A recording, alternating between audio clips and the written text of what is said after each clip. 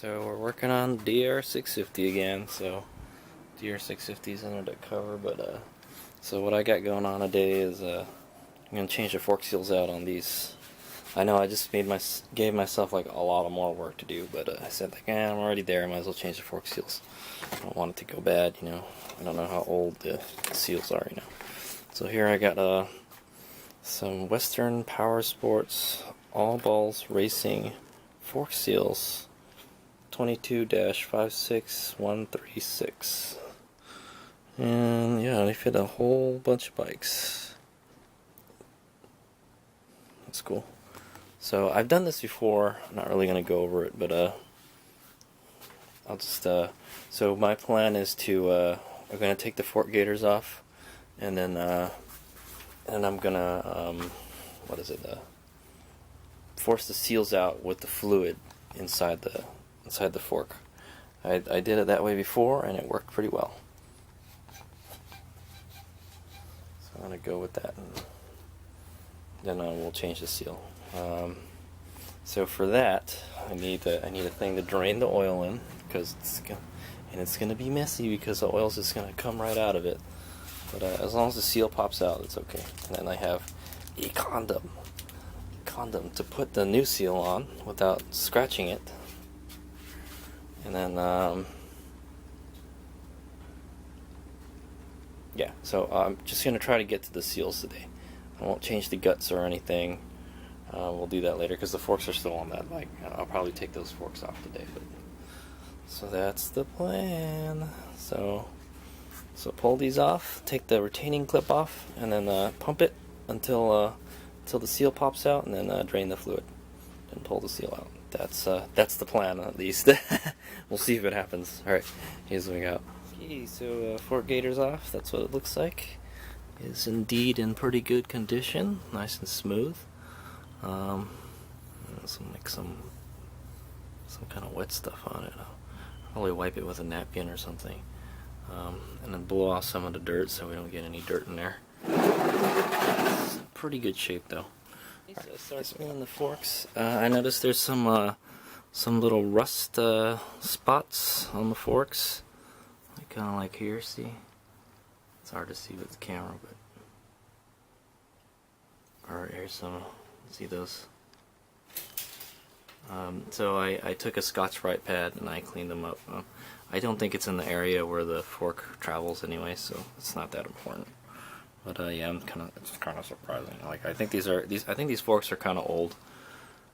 See, like there's some. Let's see some of the chrome chipping off of that one. Right there.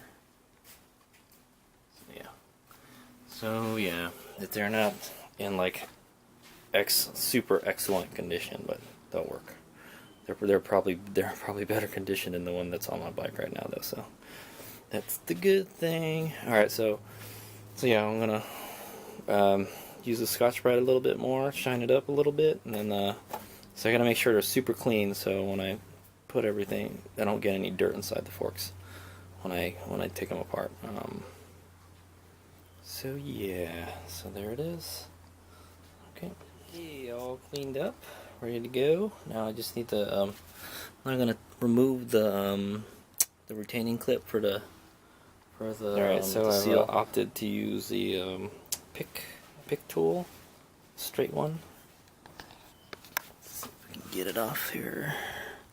I know they can be kind of stubborn and don't want to get off. I think this is where we want to pry. Gotta be careful not to scratch the fork.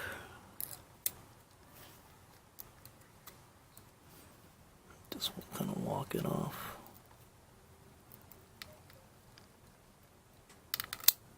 There we go. Boom. That one's off. Just kind of slide it off. There it is. It looks like it's in pretty good shape still. And let the fun begin.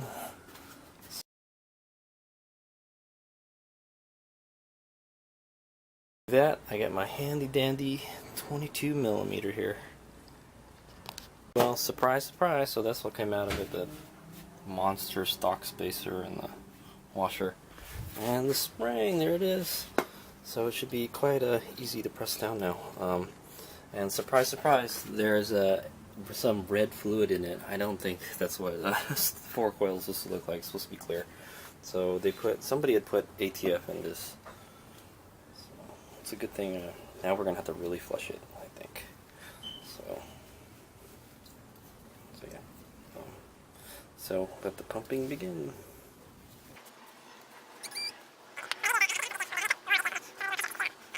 So lucky me, I have some automatic transmission fluid lying around here, and I never really use it. We don't have anything that uses this anymore.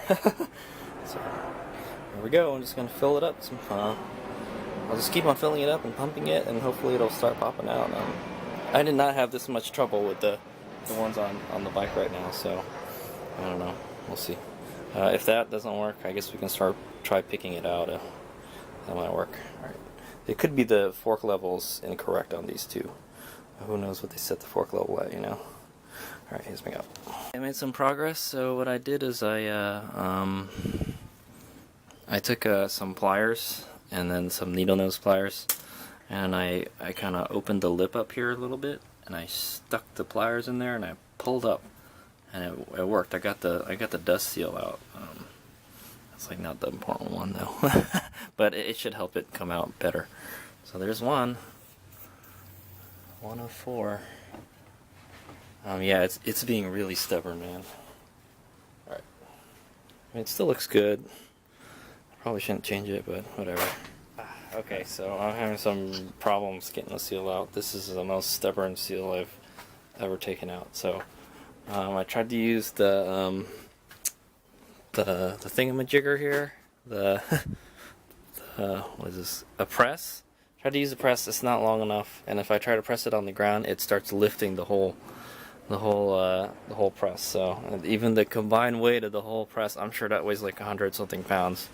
It's still not pushing the seal out. So so what I think I'm gonna do is, I heard that you can if you drill the hole in the cap and you put like some kind of air fitting, or what I might do is just drill a hole and then use the little air gun here with a little grommet for a seal. I'm hoping it's gonna pop out. I have the luxury of doing this because I have spare parts for the DR. I have the second set of forks, so one of them I just won't use. You know, I only need 2 fork caps, right? So I'm gonna go drill a hole in this one, and then we'll try it out. Yeah, that's a trick. Actually, also you could put a valve stem in there. Let me see if I got one. Okay, I do have a valve stem, but like I would have to make the hole like super big. I don't think that would work. So yeah, so what I'm gonna do is I'm just gonna drill a small hole in it, and then I'm gonna just do what I just said. It's gonna use the air gun and a grommet for a seal. All right, wish me luck.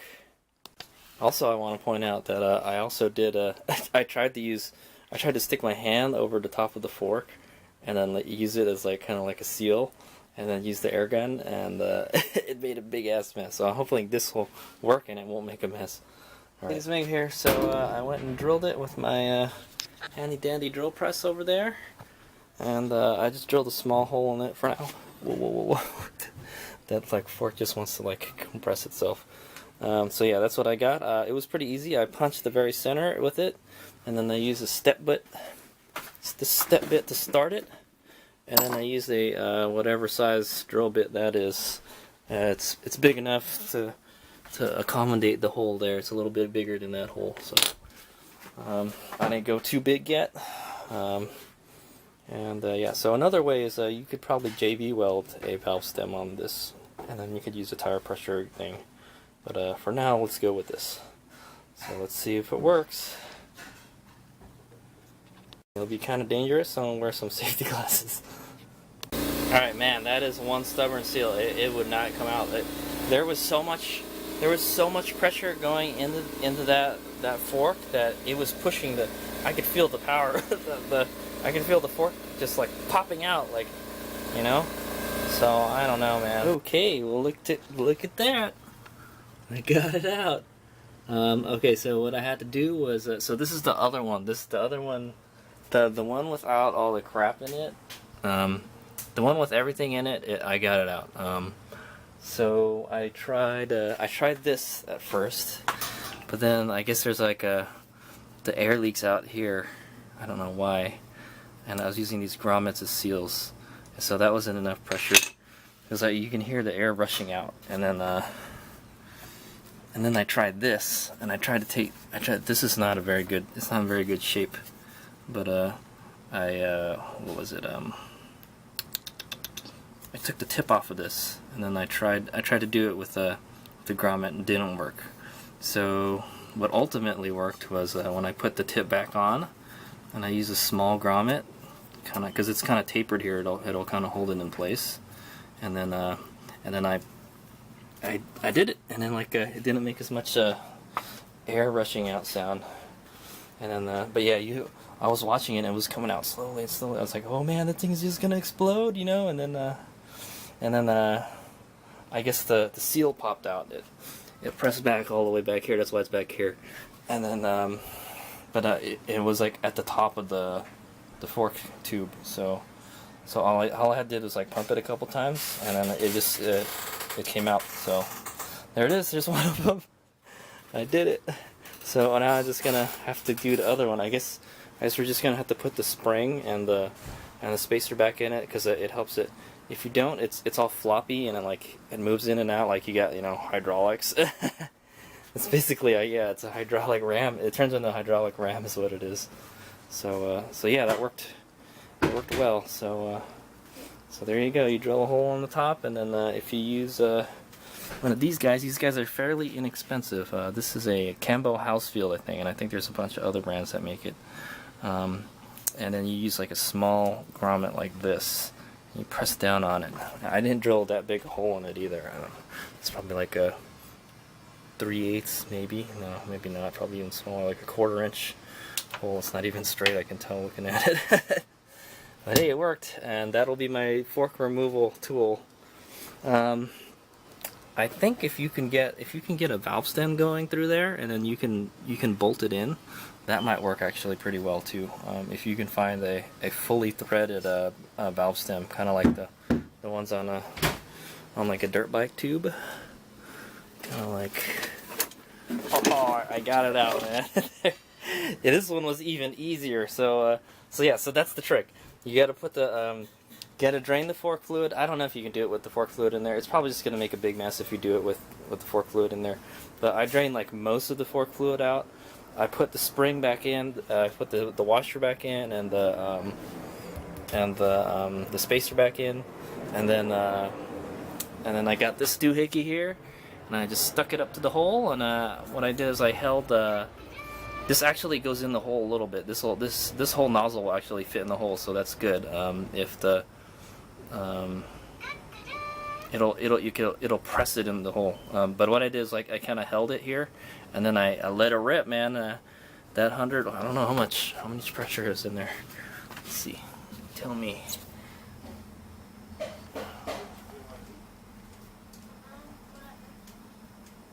100